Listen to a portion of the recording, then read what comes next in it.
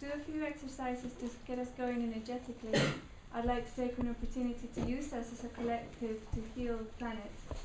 And then we're going to be taking breaks every 1.5 hours so that we can stretch our legs, move around a little bit. Just a minute breaks. There's a lunchtime, it's at 12:30. And there's going to be a tour after lunch throughout the grounds, led by Meredith. So I'd love to share with you the process of this creation, co-creation I should say, with nature. Brian and I came here 7 years ago, and it almost built itself, and now we know why we built it, so you would come. And there's a lot of layers to the story of what's here and what was here and what could be here as we expand this center of love. So thank you for adding your colors and your sweet hearts here. And I'll be available in this room to gather you together, whoever would wish to have a walking tour through the grounds, my art studio, the waterfall, and our secret side of higher. And this will all take place during the last half hour of the lunch break. So it'll be approximately 1:30, but it might be a little after that, depending on when we break. And may I also say good morning, by the way. And also, Mayor will be right here in this room to start the tour at about 1:30, 1:45. Good. And may I also say, Amber, would you stand up and wave to the multitude? This is Amber, who's Brian's Girl Friday and one of the unseen forces behind the organisation of this whole conference. If I had the pig with me, I would ask the pig to say to anyone who hasn't finalised their own financial arrangements with Amber if they would find her sometime during the lunch break and split up. By the way, this financial matters must be handled as soon as possible. And if you are late, you will be docked, and your record will be noted in the Akashic Records.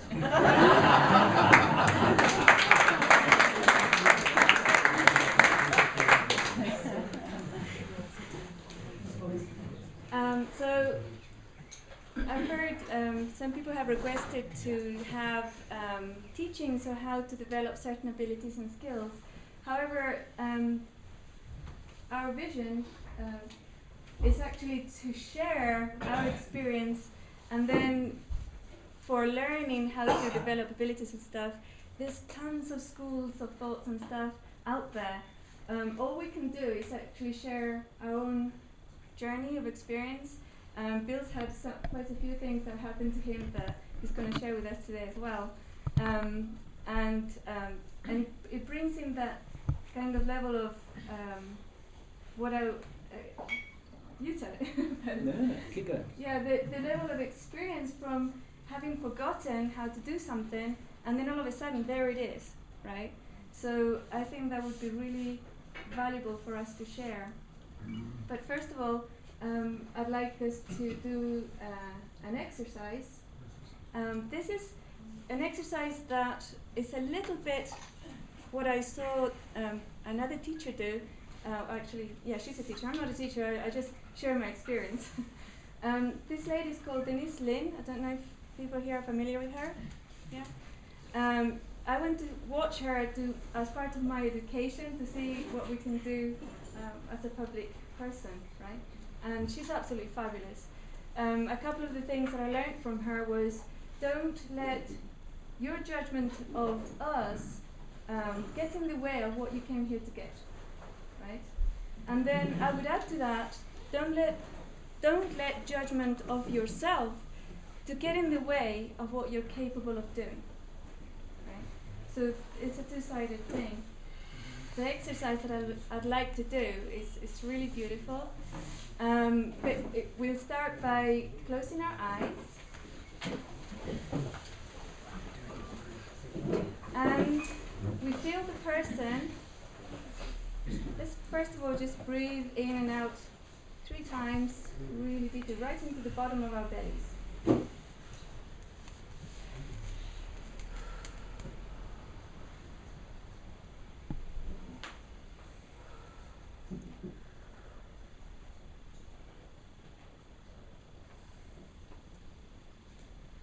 just breathe normally.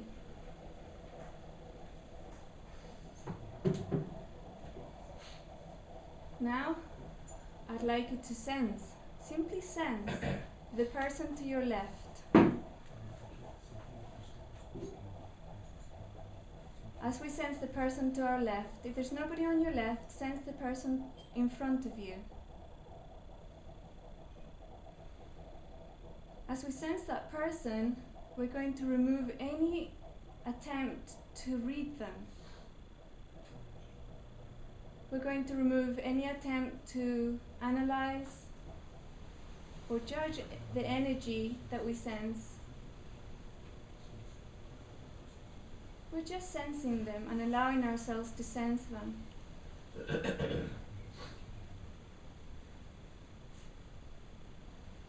And as we sense the person on our left or our front, we move slightly out of the way and allow the divine consciousness to come through us and into them. This divine consciousness has a lot of names. It could be the Divine Mother, the Divine Father, Gaia, Universal Consciousness, Oneness. There are many, many names for it. Higher Self. We allow this energy without putting a color in it, without putting our wishes for it. We just allow the energy to go through us and into the person, the man or woman who's in front of us or to our left. We'll sit with this for a minute or two.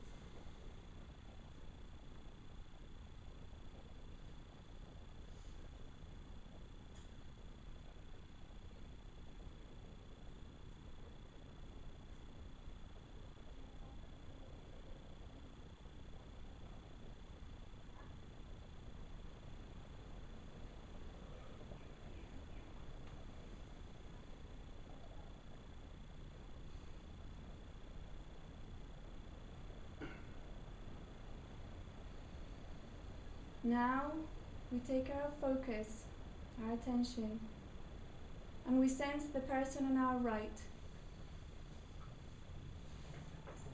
Again, we take away any thoughts or interpretations we may have about the person, or even thoughts of what this person might feel. We just sense the person on our right or in front of us, if there's nobody on our right.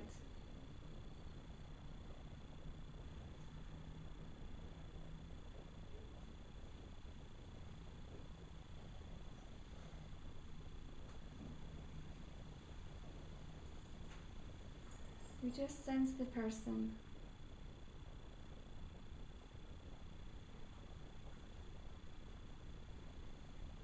And now we move a little bit out of the way and allow the divine conscious energy to come through us and into the person to our right.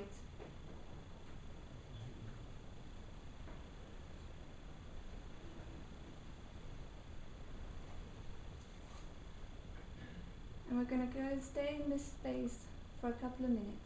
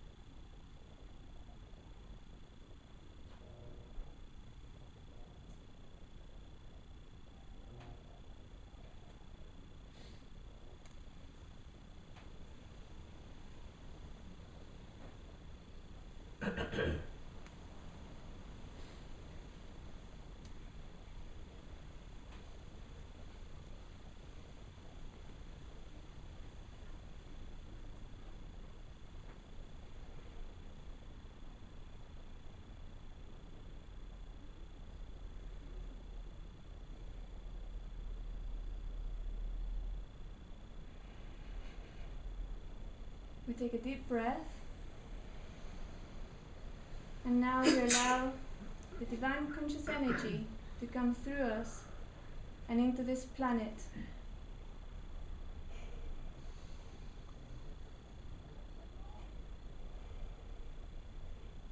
As it infuses every rock, every mountain, the seas, the sky, every tree and plant, every insect, every bird, every animal, every person.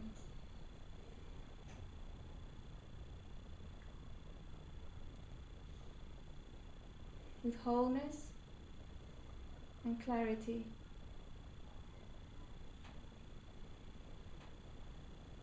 And in this moment, we're going to interject our own intention into the flow of what we want the planet to be like. Our own experience of the planet to be like.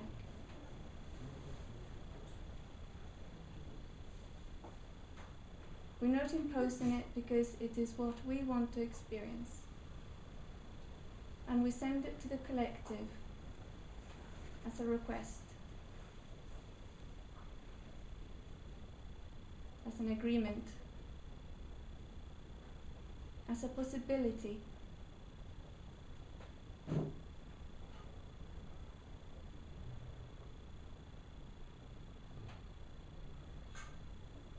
Okay, we're going to take 3 deep breaths and then open our eyes.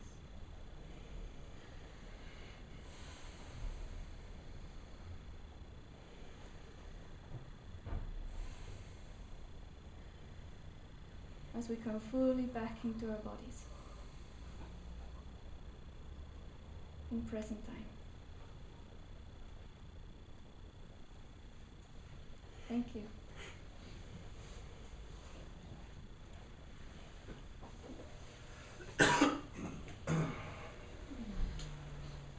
So we've been talking about what type of things we could deal with today, and we kind of had an idea of the things that we as individuals can do, and as a group we can do as well. And I made a little list, but it's not written in stone. It's actually whiteboard, so we can rub it out really quickly. We don't want to do that.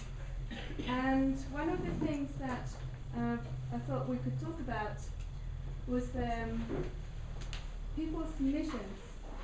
There's something that I'd like you to say again that we talked about before. For example, people always come to you and saying, what should I be doing? What can I do now? Where should I be? Where should I be living? And yes, we're just going through the index of this little book now. I think we're not going to actually start doing it. Do you want me to do this now? No, we'll do it now, yeah. We're doing it? Yeah, and if it flows into the next one, fine. If it doesn't, it doesn't. Okay, that's great.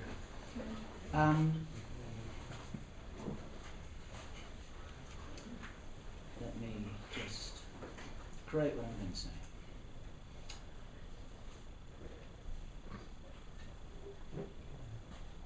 One of the things that occurs to everybody in this sort of space that they create for themselves when they've swept a lot of the other stuff out of them, all the human stuff, all the programming, all the family and the job and the career and the real estate and getting yourself together and doing everything that everyone ever taught you that you should be as a human being ever since you're old enough to understand. Once you start to clear a little bit of space there, then there's a question. And the question is often, wait a minute, what should I be doing here?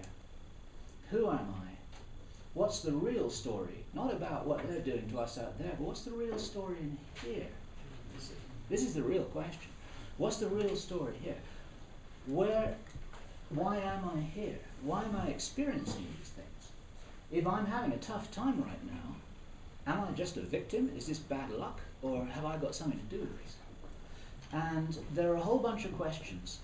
And then in a confusing, turbulent world, which we all know about, then there are important logistical questions, or questions that feel important, like where should I be, and who should I be connecting with, and should I still be working for Goldman Sachs? Should I quit my job, or should I quit my job at Princeton, or should I whatever? And what happens in that space is a whole bunch of confusing questions, and that's a good place to be, because most of the people you know have not arrived at that place at all. They're not asking any questions whatsoever. They're just already fully programmed, as it were, without any disrespect to them. It's like programming is the default. We've got to deprogram ourselves before we put something in that blank space. And then what happens is I get hundreds of emails a week from people. No, it's not one. I get dozens of emails a week specifically asking me for advice. What do I do? And they're starting to ask you for advice, right? I'm sure. Yeah. It's like, what should I be doing? How can I help? Where should I be? What do I prioritize? How do I handle all these apparent conflicts in my life? And people just want to know answers. And the thing is, and of course, you can't give answers because there will be different answers for every individual, and so you have to reflect it back. And so this is what I'm doing now. And each individual has a different mission. It's very important to recognize that I am as sure as I can be that each one of you would not be here in this room if you didn't have a purpose, if you didn't have a profound sense of purpose. Hands up who has, whether you know what it is or not, who has a profound sense of purpose, that they feel that they're here to do something important. All right. And some of you are privileged enough, fortunate enough, to have discovered that. Now, does anyone at all who would like to share that experience of being certain of their purpose, what does it feel like? Anyone? But tell me what. Tell me briefly, what does it feel like? Oh, I was crying when I got my marching orders around 3 o'clock in the morning during meditation. I wasn't sure where to go. I was already past quitting my job in Calgary, selling my house. And I was kind of between Panama and Ecuador. And came loud and clear, go to Ecuador. So it was kind of moving moment. Okay. And that's why I'm here. Very good. And the purpose is self-sustainable community and a healing center. Okay. That's it. Wonderful. Okay. And now that you're on that track, what does that feel like? When you get up every morning, what does it feel like? How do you feel about yourself and your life and your whole possible future path? What does it feel like being Bo right now? It's like being on the mission. This is what my incarnation, this particular, I'm an old soul. That's what it's all about. That's how I understand that I'm here to do exactly that. That's the mission. Yeah. No. Then you follow the order. So you have a sense of certainty? Yep. You feel energized? Does it feel like work? It does. It does feel like work. Yep. Okay. Or like a war, whatever. It doesn't have to feel like that, everyone. It doesn't have to I feel like believe that we are in the middle of it. Okay. You know, if they send I don't know how many thousand super weapons like in Elva there must be we must be in deep trouble. Okay. So what I can pluck out of there is that there's a sense of energy. There's the sense of personal certainty that you may not be able to communicate to anybody else. You may not be able to justify to somebody who thinks you're crazy that you've got something that just rings you a bell. It just resonates. You just know that it's true, and it does take an act of existential courage to act on that, because you will not be able to prove to anyone that you're doing the right thing. A lot of people will react against you with their own programming. You have to be aware. You have to be aware of that. And often when people are reacting against you, the people you love are reacting against you because you suddenly announce that you're going to do something, or you're going to move somewhere, or you're going to start a project or something. It's because they're frightened, they're challenged. Their programming is suddenly being challenged. And they're going to focus on the nearest person to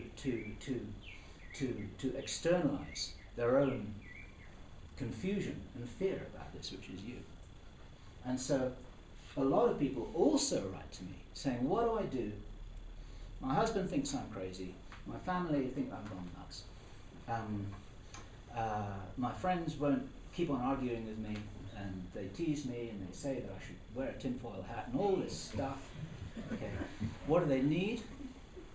They probably need reassurance. They probably need a hug. If it's somebody who really loves you, who's arguing with you, they probably need a hug. They don't need an argument. They don't need an intellectual chess game. You will never be able to convince somebody who's afraid that they should not be with an intellectual argument. It doesn't work. They just need a hug. And everyone is coming at these different truths that are there at their own pace, through their own personal journey. And somebody who you love, who may come to the realization that you came to yesterday, they may come to that realization next year. But they won't do that if you fight them. They'll do that if you allow them to be and recognize that they're going to come to their own truth in their own way. And I speak from my own experience here. I tell you, I'm very good at arguing with people. I learned not to do that. It doesn't work. It's the only reason why I don't do it, because it doesn't work. If it did work, I would. And so, going back to the original question, when people say, well, where should I go? Should I go to Vilcabamba? I get people asking me, should I go to Vilcabamba? And I say, well, I can't answer that question for you. Maybe you should be in New York. Maybe you should be in California when it starts to slip into the sea. Maybe your job is to rescue. Maybe your job is to be a healer, to be a support. Maybe your job is to do something somewhere else in the world. Don't think about what it is that you've got to do to safeguard yourself and your own resources and your own interests and your own concerns. What are you here to do? You are the only person who can answer that question. So there's no right answer to this. You see, there's no right answer to this. The right place to be might be different for each individual. Someone's got to be in New York to take care of the other people in New York, maybe, or wherever it is. And so one of the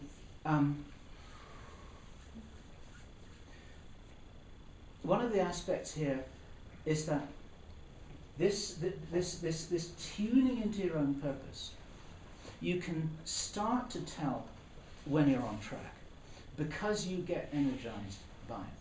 You start to get energized by it. You may be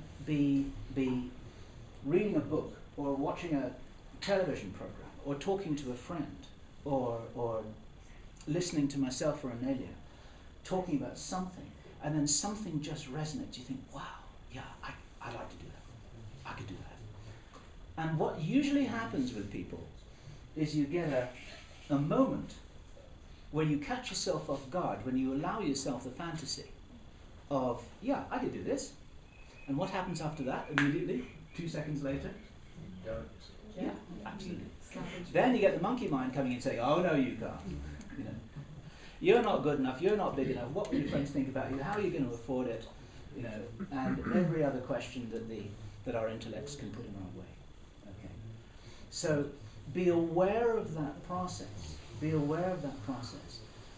Because what will be, first of all, coming in is something that is giving you information. Now, I'm not qualified to tell you what that is. It could well be your higher self.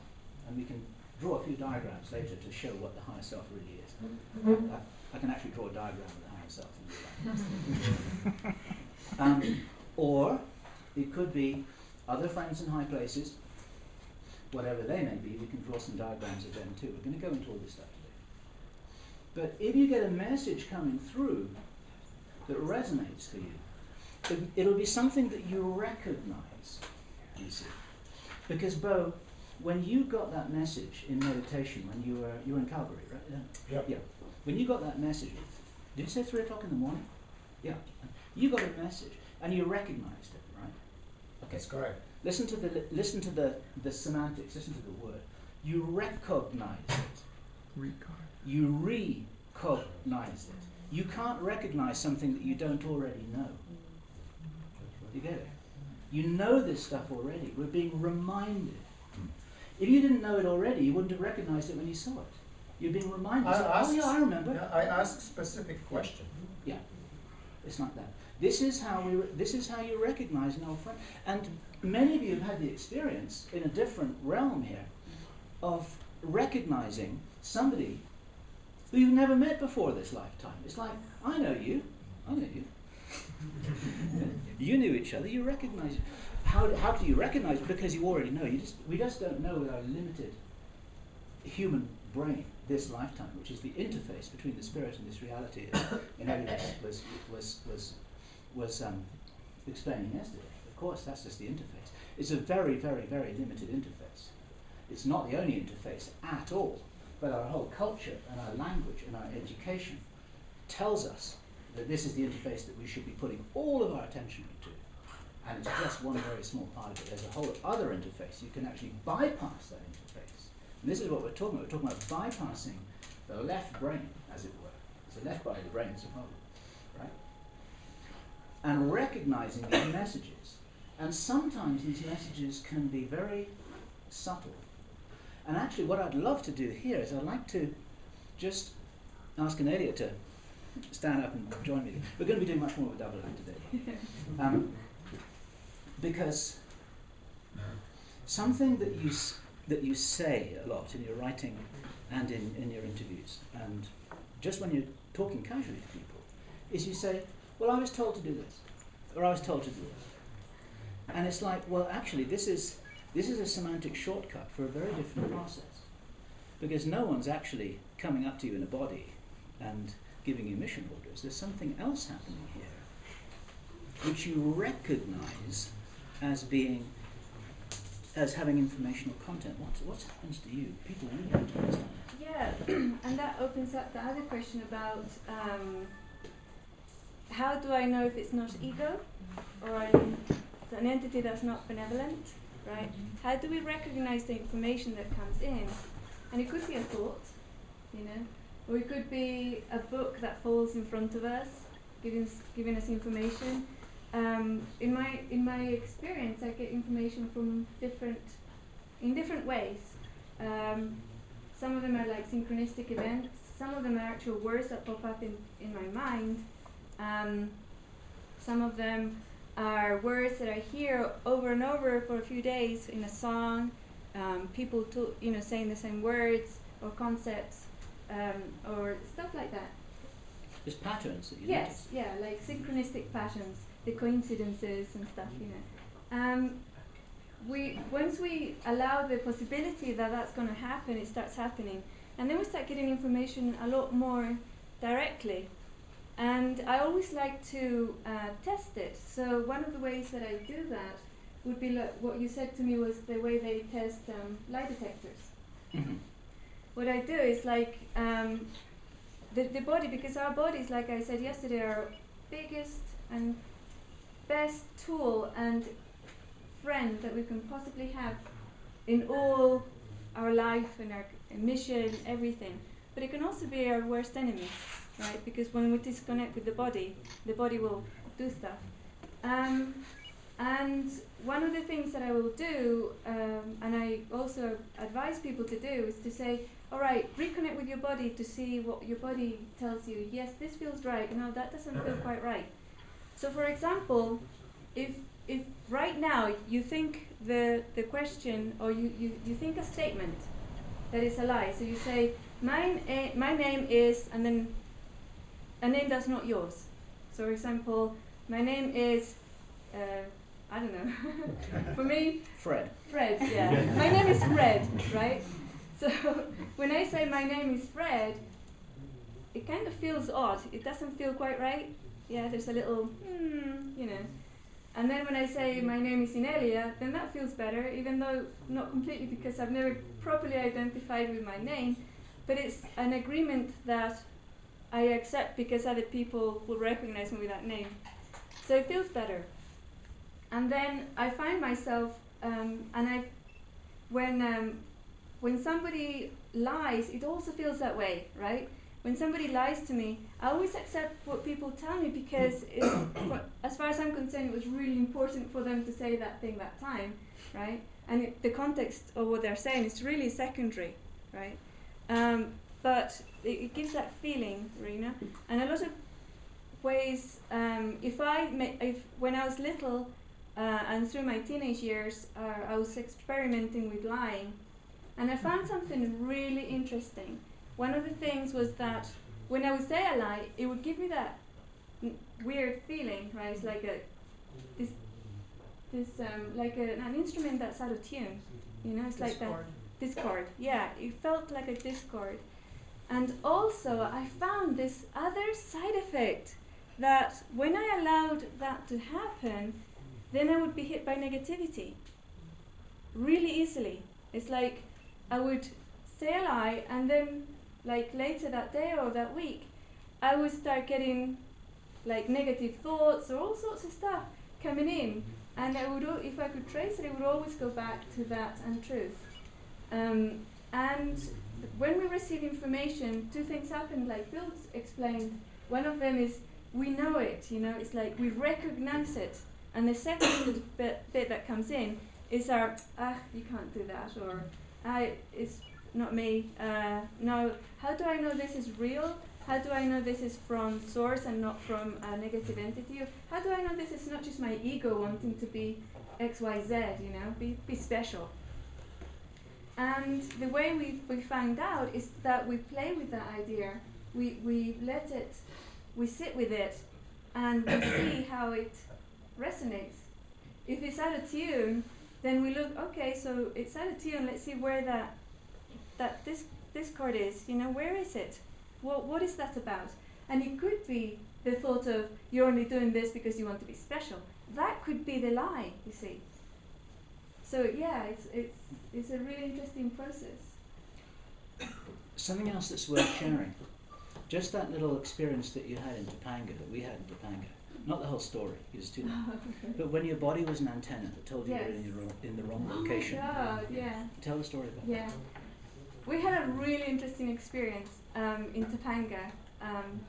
And for me, it started a few months earlier when I was going into my house, where I have one of these little key things that you press the numbers to open the door. And I was about to touch it, and all of a sudden I wasn't there anymore, right? So I could sense a smell, and it was like more lush, a very particular smell, like flowers and trees. It was really interesting, and I scanned my past to say, I recognize this smell, right? So like the memory of it was already there. So I scanned my past, it wasn't there. So I scanned my future, and there it was. So I thought, oh, I'm going to move house, you know. And this is something we're going to get into, that the interpretation of the messages that come in. We have to be really careful how we interpret the messages. The message was just, take notice of this smell, right? It was just telling me, listen to, smell the smell, and remember it. Raw data. Raw data. It was raw data. Yes, it was raw data. I interpreted it because I was going into my house at the time. Oh, I'm going to move house, you know, it's going to be lush and it's going to have this beautiful smell. And you wanted to get out. Oh yes, I did. You wanted yes, to get out. I wanted to move, you see. So that's immediately my want, my own ego want, immediately stepped in and interpreted it, right? And the data was just the smell, it was important. It came for months, and about 2 weeks before we went to Topanga, I smelt it again, and I had the same interpretation each time. Let's just explain where Topanga is. Oh, actually, yes, of course. Because a lot of people here won't know what. Right. It's a sort of bohemian community in the outskirts of Los Angeles, quite near the coast. It's a beautiful place. There's a lot of artists and musicians, and if everyone here was suddenly teleported to Topanga, you'd probably feel quite happy about it right now. It's actually this kind of environment. It really is. Yeah. It's a very, very nice. Yeah, Okay. it's really And you're cool. only kind of like 20 minutes on that day. Right. Okay. So one day Bill says, look, I want to show you somewhere that I really love and I want to live. And I said, sure, you know, so we drove to LA, and we got there, it was quite late, wasn't it? It was dusk. Dusk, yeah, it was dusk. And so he said, and we were going through all these neighborhoods and things, LA, and it was like, you know, the city vibration, very kind of sharp and a little bit toxic and stuff. And then all of a sudden we go through a what would you call it, like a ridge or something?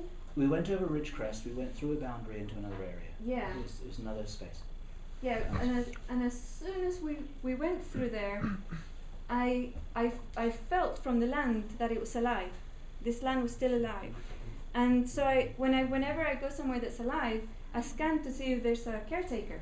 Because places that are alive are often being looked after by somebody. And this is not an ultra-dimensional being, it's a human being. The caretaker is always human. And it's a live person, right?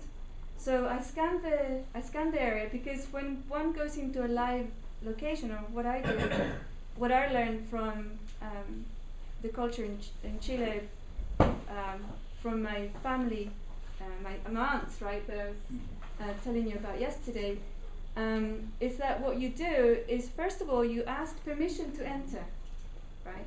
So you go into the land and you ask permission to enter from the elementals and the caretaker, and then you state your business, right? So you express your intention of why you're there, and you give yourself, like, you send them like a portfolio, like a vibrational signature. Here I am, you know. So I scanned there real quick, and I found a caretaker, and I thought, wow, this is a caretaker just outside of LA. This is fabulous. And at that very precise moment, Bill opened the car windows, and the smell came in, and it was that smell. And I thought, oh my God, it's the smell. I'm going to move here, I thought. You know, again, my ego interjecting, you know, wanting to live there because it was so beautiful, and the vibration was so nice, and it was that special smell. So I immediately felt it. The person acknowledged our entry and just observed us as we drove down the hill and into the village, and for quite a while. And then she said, you're welcome here. You would be a good asset to this community. And don't worry about a thing. Everything will work out like magic. And you will find everything that you're looking for here, right? I interpreted immediately that we would be moving there somehow, and working there, and basing ourselves there, and that we had to find her. At the time, I thought, you know, when I connect with caretakers, I've never had this drive of seeing the person. But then throughout the night and the next morning, as we left the place, and as soon as we went over the bridge, it was gone, the connection wasn't there anymore. Then we got up really early the next morning, and we decided to go back. We were visiting friends at the time, and they weren't going to get up until after midday, so we had the whole morning to ourselves. And we went to Topanga again. We decided really early we wanted to go. And as we were going there, I said to Bill, you know what? I'd like us to meet her in real life. Remember? Yeah. And you knew exactly what she looked like. You'd already Yes. got a visual on her. Yeah. You described her. Yeah, I described her. That she was stocky, middle-aged, quite short hair, that she was an artist. You got the whole kind of wanted poster. Right, You yeah. got the whole thing. I got a very strong visual. Short, dark hair, in probably 60s, strong, but not, it wasn't stuffy, she was just strong. I could see her lifting really heavy weights, you know, it's like really strong woman, physically. And I was, at the time, I thought the next morning, I was 100% sure that this conversation I'd had with her was at a conscious level, right? I really felt that we had actually communicated telepathically at a conscious level. And so what we decided to do was to hang out at the cafe down in the little village area and just tell her, look, we're here, please come and meet us, right? So we waited there for a while. How long was that? We sat there in the little table outside the cafe, watching the cars, waiting for her to arrive. Yeah, this I mean, is real, you know. Yeah, really. We were waiting for her to come. And we'd set ourselves the target of finding somewhere to live by lunchtime. And we thought, okay, it's all going to happen. We're surrounded by magic. Everything's fine. Watching these cars. And after about 3/4 of an hour, she hadn't come. And we were beginning to think, well, Why? why didn't you come? There's something wrong here. So we thought, well, we better be proactive about this. Yeah. And so we thought, well, we better go find her.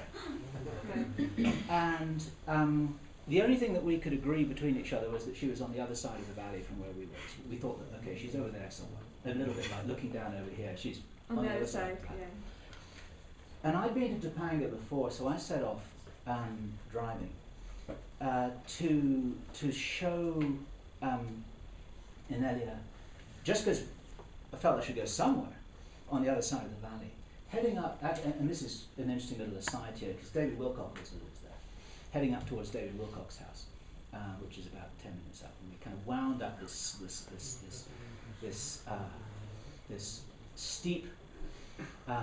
steep road, heading off towards David Wilcox's house, because I thought, well, I might as well go somewhere, during which time you were feeling Horrible. It was the complete opposite of what I had felt the night before. I didn't want to be there. I hated the place. I was unhappy. I wanted to go home. It was like horrible, and I thought, where is this coming from? Why am I feeling this way? And I thought, where is it coming from? And I tapped in, and it was my body. My body was just going, ah, you know. And I thought, what's wrong? And the knowingness from the body, because the body kind of communicates in knowingness, you're going the wrong direction. Like, and I thought, oh my God, we're going the wrong direction. Turn around, turn around.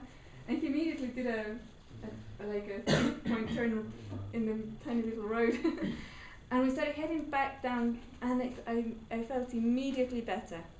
So that's the way that information also comes through. Sometimes we feel horrible, not because, you know, something terrible's happened, but because there's a wrong move, you know. It's like, it was so simple. It was so simple. so the body is an antenna.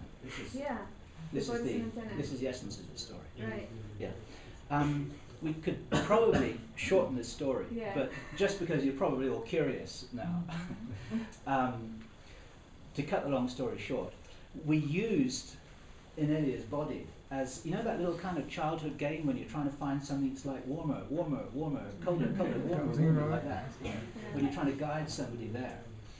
And, or almost like a little kind of, like a metal detector, when it really starts to go off when you're in exactly the right place. It's exactly the same thing that happened. And we found ourselves going up another little road, and then I was starting to feel, it's like, yeah. And we got to the point when we both arrived, we stopped, and we thought, well, this feels like the right place. And we looked around, and there wasn't anybody there. We didn't know what, and we thought, well, what's going on? You get a lot of cognitive dissonance with this kind of process. Right. Things don't fit intellectually with what you're perceiving. And so you don't reject any data, you just keep on allowing things to happen. And we thought, well, we don't know what's going on here, but we've been in the car all morning, so we're going to go for a little walk. Went for a little walk up this little trail that we thought was a little trail. Didn't see any how we just went for it. We thought, well, It's a field. rounded the corner, there she was. There's the caretaker, exactly as Inelia had seen her. Yeah. Who welcomed us. Yeah. And we had a conversation with her. She gave us lemon juice from the lemons in her tree, and her it was all very crazy. Even the little details that she was an artist and she gave classes and Yeah, she was a everything. potter, and she had a great sense of responsibility. Everything. Yeah. But is it okay to curtail the story? Sure. Yeah, okay. Because that was just a little anecdote about how to receive information, how to read these little signs. If you hadn't been so in tune with yourself, you might have, when we were on the wrong road, you might have said, you know what, I don't feel too good here. I want to go back to LA. Let's go and get a coffee. Let's go and have a beer. Let's go and have something to deaden it all down. But actually you realized that you were being given information in a way that was unexpected. You see, this is the message. We're being given information all the time. All the time we're being given information. You just have to realize that it's information. It's not necessarily verbally. The information can come, just as Amelia said, through synchronicities, through messages, through this thing that people call the library angel. When the book falls off the shelf and opens at a page on your lap, now there's a thing called the internet angel. When you end up on the wrong website by mistake, and suddenly it's exactly what you need to do. You've all experienced that. That's real. Who found Project Camelot by accident? Yeah. All right. No accident. Who found an Elia by accident? Okay.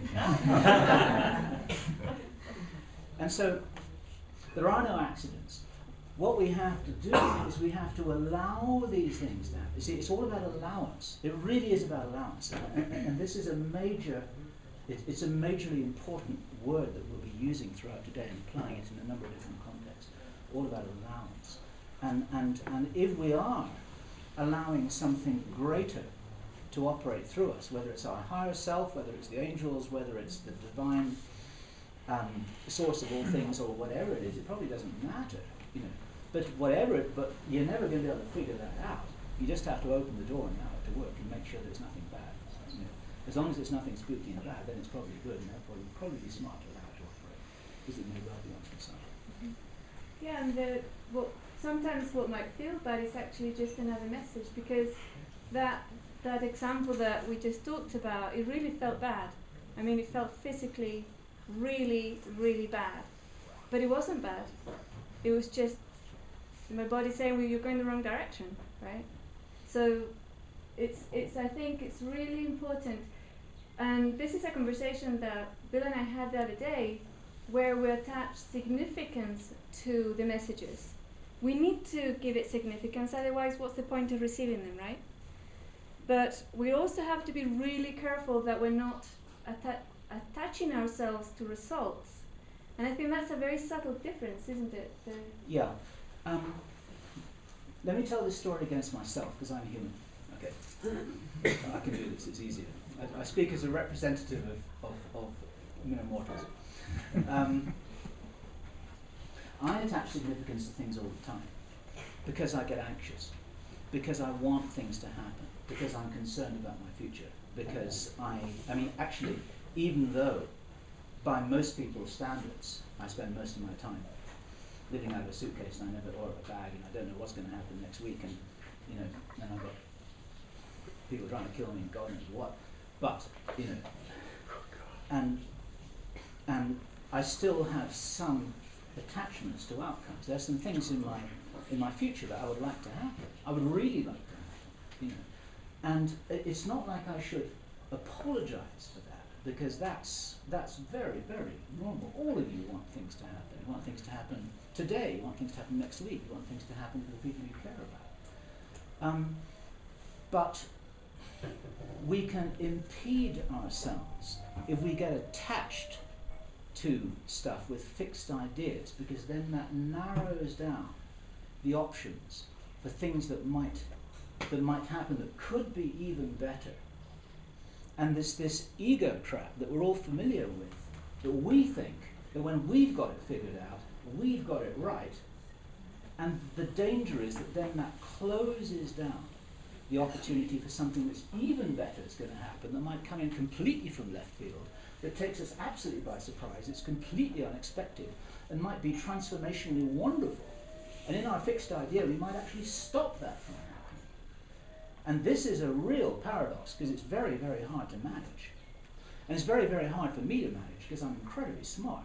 And I know that I'm smart. This isn't my ego. Okay, I'm sort of doing this caricature. I mean, I know how good I am at analysing data, figuring things out, making hypotheses and checking things out. This is all my ego. And it's like, well, supposing I'm wrong, you know, supposing I'm completely wrong. One of the enormous gifts which I've received from Amelia ever since I met her, was how many times I've been wrong. Every day, you know.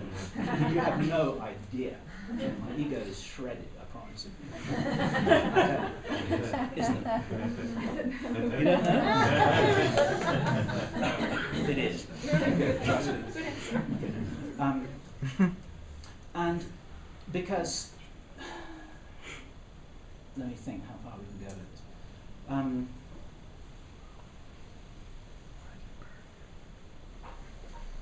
Give me a moment to focus. I just need to think about it. it's about attachment, and it's about taking this raw data and then making it mean something in human terms.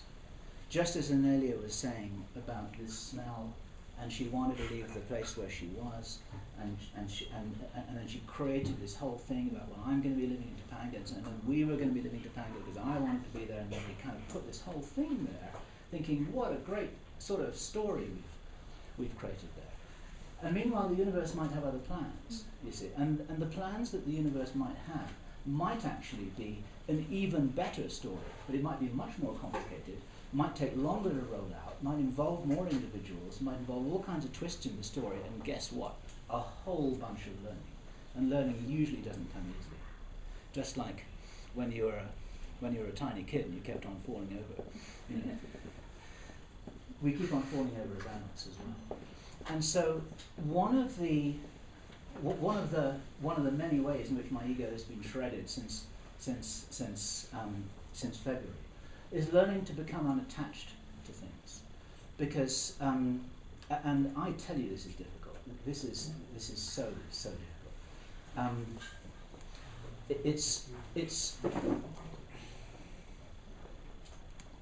It's a profound message that Anelia has been reminding me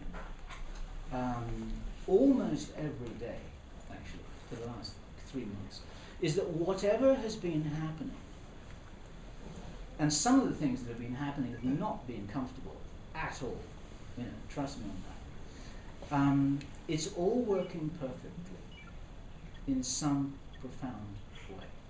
And you're not just saying that as a little band-aid, you really mean it.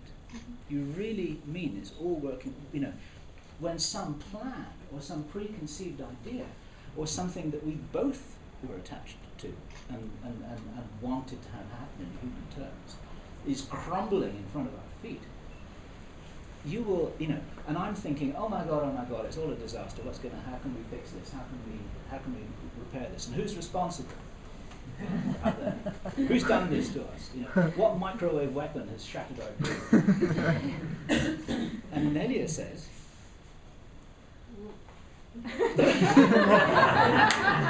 I don't say anything because it's happening as it should, right?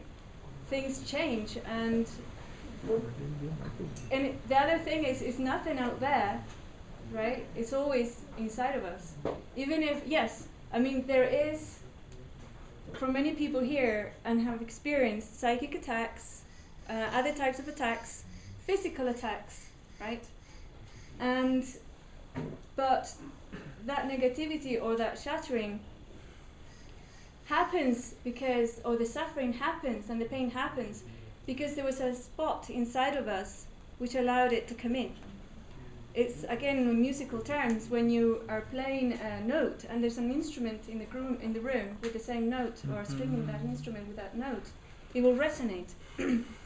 So somebody or something sending a ton of negativity towards you won't affect you unless there's a little bit of negativity that you allowed yourself to have inside of you that starts going inside and starts growing and growing and growing and just shatters whatever inside, right? That is the side that comes in. So one of the things I think that Bill was just expressing is that it's not about who's out there pointing their microwave weapons at us. They can point all they want, they can shoot all they want, but they won't have an effect unless there's like that agreement inside of us, something.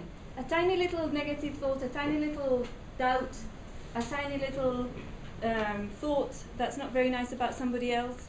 Anything like that can come in. And when you're dealing with energies that are really like enormous amount of people from both sides focusing on one person or one situation, those little thoughts, you can't even go there because it will grab and it will expand and will shatter the person. And the other side to that is that even at a physical level, somebody might try to come and kill you, but if that fear or that agreement is not there, it's not going to happen. It's not going to happen. Physically won't happen. There'll be like a miraculous something happen that will not allow that person to kill you. Can you tell the story about the bullet? Or do you not want to? No. Well, there's a summary. I've had people pointing a gun at my face, right? And they didn't kill me, right? So it's that even at that level. And I think one of the what I experienced when these things happen, it's happened throughout my life. I've had my life threatened more than once.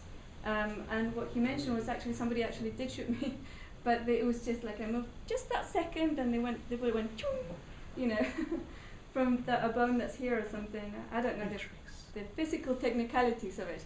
And it was an accident, right, from somebody who was close to me. So, an accident they had it wasn't like, at the time I believed them. Now I'm kind of thinking, you know, but it was just one of those accidents that happen when a person is cleaning their weapon, whatever.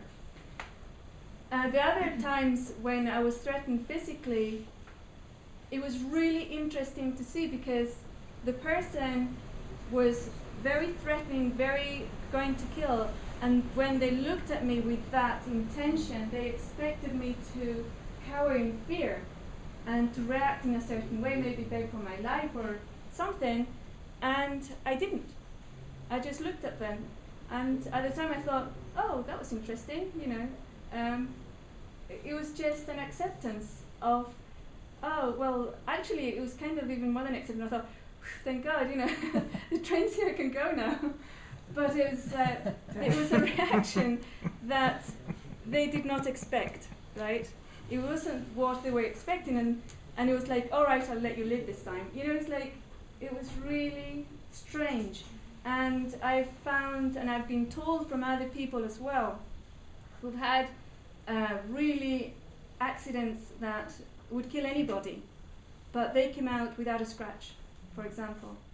Who had, their lives threatened because, I mean, I was born in Chile in 1966, and in 1973 there was a military coup which was extremely violent. There was people who were killed, murdered, raped, tortured in my own family, right? In my own, within our own family's friends. So this is people who had these things, and they've had those situations as well, that everybody else got killed, but they weren't, or that the bullet just bounced off or just missed them by a few millimeters. All sorts of, they just sat down at that very precise moment when the thing was sent, you know. It was like some houses in California who didn't get burned, and all the other houses around exactly got burned. Yeah, yeah. So it's all like when we look at it, it's like miraculous things, but it's like an agreement, and it's not about feeling guilty about the things that do hit us, because I get hit, right? And I've fallen and I failed several times in my life, really big time. And I have the scars to show from those falls. And the way that I came through was because I realized, even in those moments when I failed, I thought, that's it, I want out, I'm going to kill myself or whatever, right? But it wasn't a possibility. It was not a possibility. And so the agreement, sometimes it's when we fail, it's not about, oh, I agreed for this to come in. Yes, we allow it to come in, and we do, but we mustn't feel guilty about it, because feeling guilty is actually one of the things that will grab you, right? That's another agreement. Yes, that's another agreement, is guilt. So I've fallen really badly in my life, and with missions, with my own perspective on things. I have an ego, I have weaknesses, I have fears, and if I don't process them immediately, they will be grabbed, and I'll be torn from the inside out, just like anybody else. And when I look at it, I think, God damn it got me again. You know, it's like, one for them, you know, I'll get a few under my belt too. But that wasn't always my attitude. That's my attitude now after 45 years on the planet. When I was younger, I would go, you know, it's like, it was a shock that I wasn't omnipotent, you know. It was a shock that I wasn't perfect, and it was a shock that I was vulnerable. So I had to learn to see that, you know, those things. I have to be vigilant about everything that happens in my life, and I can't have attachments. And we'll go back to that side. And one of the subtleties here, it seems to me, is this thing about attachment. It's a vulnerability if we're attached to a projected future. Hopes, dreams, even what we think of as pulling all of our energy into a visualization, and then we want it to happen. And if it doesn't happen, then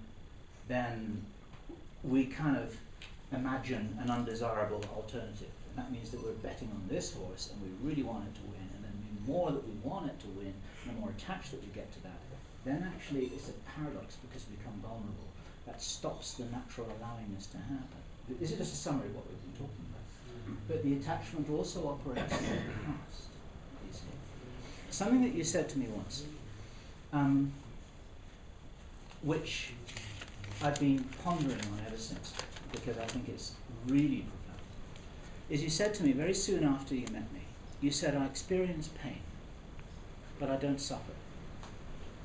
You told me that you've never been able to understand, you've never properly been able to understand. Why would anyone hang on to pain that they experienced yesterday when they're not experiencing it now? Why would people do that? You can't understand that because you don't do that. Because that's yesterday.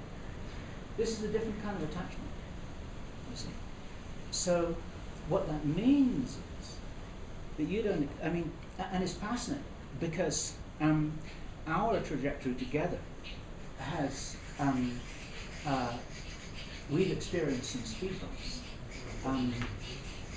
especially as my ego has been dissolving in the grinder.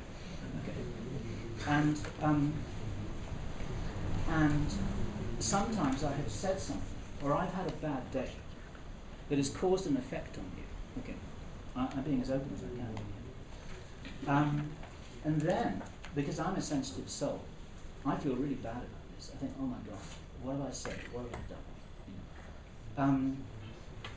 And then the next day, I'm still beating myself up for this thing that happened yesterday because I'm attached to this thing, and you've forgotten all about it.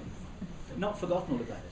Not as a trivial thing, but why would you be angry at me now for something that I said yesterday when actually we sorted it out at the time, you know, and I said, hey, look, I'm sorry, I misunderstood this, and so on and so forth. And that's all over. And I'm still beating myself up. Why am I beating myself up? Because I've got this egoistic ideal about myself as being a nice guy. And that's part of the ego grind. Because I'm going through a process like a here I have a vision of Whitney Strieber's wave breaking on the beach, rather than a solid little particle. And you don't bear grudges. This is something that is the most astonishing thing, the most inspiring thing for me about Nelia. Not because you are special and I'm not, but because what can I do to reach inside myself to transcend this egoistic stuff when you've had things happen to you in your life that I can't even imagine, and you don't bear any resentment, any grudge, any anger, any bitterness, any hurt at all. You can't even see it. It's like, how is this possible? You know, how is this possible? And how? And so of course, one thing that Anelia has said also ever since I met her is she said that everything that comes up, this is profoundly important because it applies to every one of you watching this presentation now, and every one of you who's watching this on camera, from if this goes on the internet, okay, it applies here too. Is if you have thoughts and feelings and responses and considerations and little judgments and little attachments and all the human stuff in response to Analia. She's a mirror. It's you. And this is one of the things that you discovered very, very long ago, actually. And so when and there's a profound twist in this, which is fascinating for me. So the way that this connects into what I was saying before is that when I'm looking at you and I'm thinking, my God, how is this possible that you can let go of resentment, bitterness, anger, pain, feelings of egoistically wanting to get even with somebody who did something to you yesterday or last year or when you were a kid? I'm actually asking myself this question. You see, I'm asking myself this question because this is for me to go away and process. This is on my to-do list. This is for me to take away and work on. And I know that those of you who've been listening to this story this morning and all of everything that Amelia was sharing yesterday, there's much more to come. These are questions for each of you see, and whatever's coming up for you is a message for you. It really, really is. It's the mirror. That's what I want to say. Yeah. Thank you. And it's really important to also realize that everybody, it's not just me, but each one of us is a mirror to others. And then there's sometimes comes like a little battle that happens when a mirror will attack the other side of the mirror or the image, and the image reacts against that one, and then it's just going back and forth, it's like, but it takes us, one person, to take the responsibility of not taking it personally, right? And realizing we are not responsible. We're not able to respond to what another person is thinking about us. That's their responsibility. So when somebody attacks us verbally or whatever, and we start defending ourselves, it's an agreement. We are agreeing with this person, right? So you're agreeing to that possibility, you're agreeing something inside feels hurt. Why did it feel hurt? Right? It could be because it hurts that another human being will attack you, right? It hurts because maybe there's a little bit of truth in there. But not always. But if you stand in front of that person and just see that's what is coming out of them is theirs. It has absolutely nothing to do with you, except that perhaps you trigger something inside of them. Then you can be more creative in your response. We can be more able to be a catalyst for that person. If you just stand, And so we're coming close to our break. We're going to break 1.5 hours. We have a few minutes. Yeah. Do we? Is it half an It hour? actually, 1 minute. yeah, if you broke now, it would be good because Excellent. All right. because it's not really an hour and a half to lunch. Oh, that's right. Yeah. Yeah. Okay. We'll have a 10-minute break. Did you want to say anything before the break, or? No, except that just whenever we break for lunch, and I think it's going to be just like yesterday, 1:45 rather than 12:30. Okay. That gives you a little more time. This should be a quick break. When we have such a big crowd and just 1.5 bathrooms, so we're asked you to be efficient. And what's going to happen at the second half of the lunch hour, the second last